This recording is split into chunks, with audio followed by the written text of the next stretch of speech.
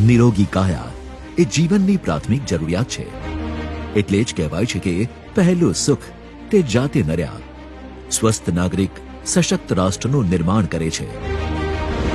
માનનીય વડાપ્રધાન શ્રી નરેન્દ્રભાઈ મોદીએ જનસામાન્યની આરોગ્ય સુખાકારીની હંમેશા ચિંતા કરી ફિટ ઇન્ડિયાની પહેલ કરી છે, જેમને આગળ ધપાવતા માનનીય મુખ્યમંત્રી શ્રી ભૂપેન્દ્રભાઈ પટેલના નેતૃત્વમાં ગુજરાત સરકારના માહિતી વિભાગ અને ઇન્ડિયન રેડક્રોસ સોસાયટીના સંયુક્ત ઉપક્રમે મીડિયા કર્મીઓની આરોગ્ય તપાસ માટે 15 ઓક્ટોબરથી 19 ડિસેમ્બર સુધી રાજ્યવ્યાપી ફિટ ઇન્ડિયા ફિટ મીડિયા અભિયાન ચલાવવામાં આવ્યું. વડાપ્રધાન શ્રી નું નેતૃત્વ અને નેતૃત્વમાં એમણે નાની નાની વસ્તુઓનું ખૂબ ધ્યાન રાખી છે. અને આજે આવા કેમ્પેન જેને કહેવાય ફિટ ઇન્ડિયાની અંદર પણ આ જ છે સંવેદના કે ભાઈ દરેક જણ ફિટ હશે તો કામ કરી શકે. પત્રકાર મિત્રો તો ખૂબ દોડતા હોય છે, એટલે એમનું સ્વાસ્થ્ય સારું રાખવા માટે આ કેમ્પ એક માહિતી ખાતા દ્વારા ખૂબ સારી પહેલ થઈ છે. તમારા બધાનો સાથ ને સહકાર મળશે તો આપણે આને રેગ્યુલર કરી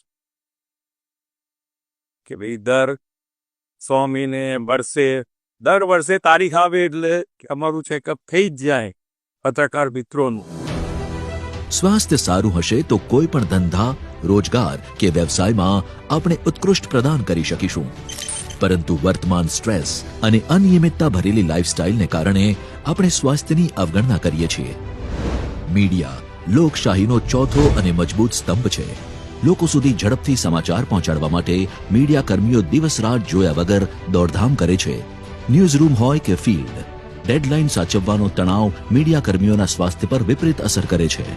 લોક પ્રશ્નોને જાગૃત કરવા સતત પ્રયત્નશીલ અને સંઘર્ષશીલ રહેતા મીડિયા કર્મીઓ ક્યારેક આરોગ્યની સંભાળ રાખવાનું ચૂકી જતા હોય છે, જેને ધ્યાને રાખીને માહિતી અને પ્રસારણ સચિવ શ્રીમતી અવંતિકા સિંઘ તથા માહિતી નિયામક શ્રી KL બચાણીના માર્ગદર્શનમાં મીડિયા કર્મીઓ માટે શરૂ થયેલ રાજ્યવ્યાપી હેલ્થ સ્ક્રીનિંગ કાર્યક્રમનો લાભ મહત્તમ પત્રકારો અને મીડિયા કર્મીઓએ લીધો હતો. ગુજરાત સરકાર પત્રકારોની ચિંતા કરી અને આરોગ્ય તપાસ માટેનો આવો કાર્યક્રમ યોજે એને કારણે પત્રકારો આમ ટાઈમ નથી કાઢતા હોતા, એ ઇગ્નોર કરતા હોય છે કે ભાઈ કરીશું, ચાલશે, એમ કરીને એ જવા દેતા હોય છે. પરંતુ આવો જો ઉપક્રમ કરવામાં આવે તો પછી ફરજિયાતપણે જવાનું મન થાય. એટલે હું ગુજરાત સરકારને આવા કાર્યક્રમો માટે અભિનંદન આપું છું. નિયમિત રીતે આવા કાર્યક્રમો કરવા જોઈએ.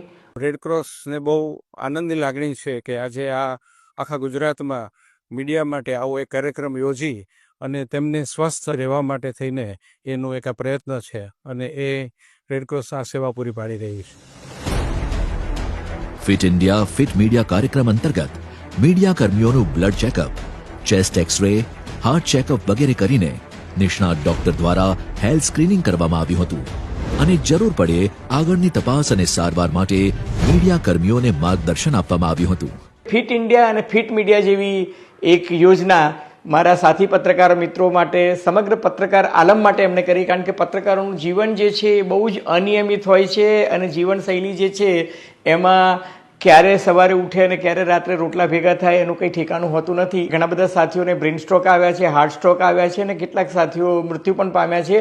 એટલે તમામ પ્રકારના જે હતા હાર્ટ રિલેટેડ એલિમેન્ટ્સ હોય, એડવાન્સ હાર્ટ રિલેટેડ જે પ્રોબ્લેમ હતા, કોલેસ્ટ્રોલ કે કંઈ હતું, અને ઘણી બધી બહેનો સાથી મહિલા પત્રકારોને એમને જે મેમોગ્રાફી કરીને પછી આગળ જે લોકોને ફોલોઅપ કરવાની જરૂર લાગી એ પણ કર્યું. ટૂંકમાં 360 ડિગ્રી તમામ પ્રકારના ટેસ્ટ ગુજરાત સરકારના માહિતી વિભાગ અને રેડક્રોસ સંસ્થા જે છે એમના ઉપક્રમે જે થયા.